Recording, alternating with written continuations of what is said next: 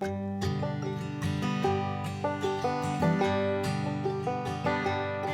all these animals, these are all real created animals. There's other deformities in here. Besides the gaff case and like that gator boy, everything else is like freaky looking animals all over. These guys are historic. You know, but a lot of these are old. I prefer the antique and vintage ones because back then, you might see one in your life if you went to a carnival or something, and then they'd go home and tell their family about it. It's the only one in the world. It's a really big deal.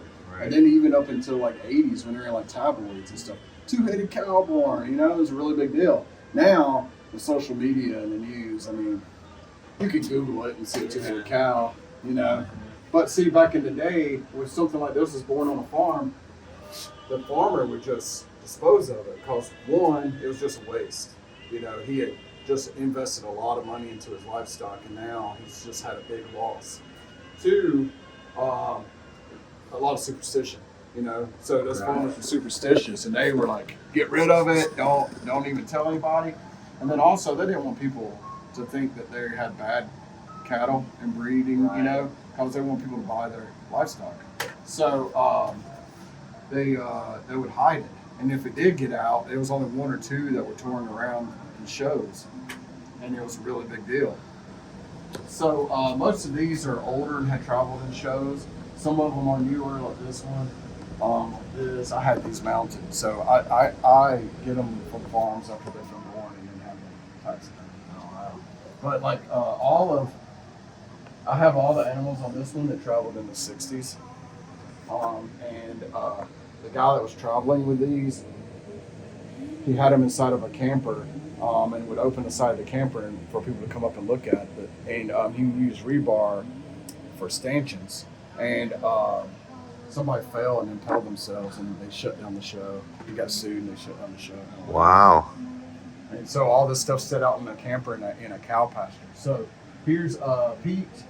That's this guy. And before it belonged in this show, Pete was alive and lived in this lady's house where she would charge 10 cents for people to look at it through the window. Wow. He was alive, huh? Yeah, he lived for like 3 months.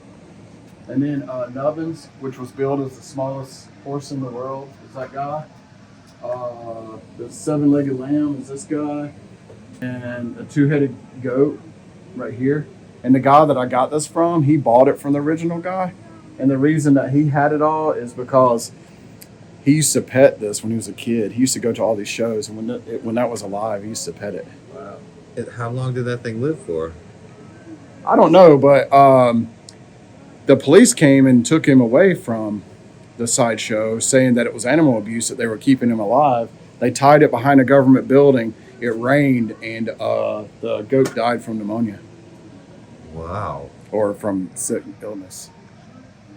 So those sorts of ones would live for a number of months. Yeah, Like that one says 2 months. Yeah, sometimes if they live,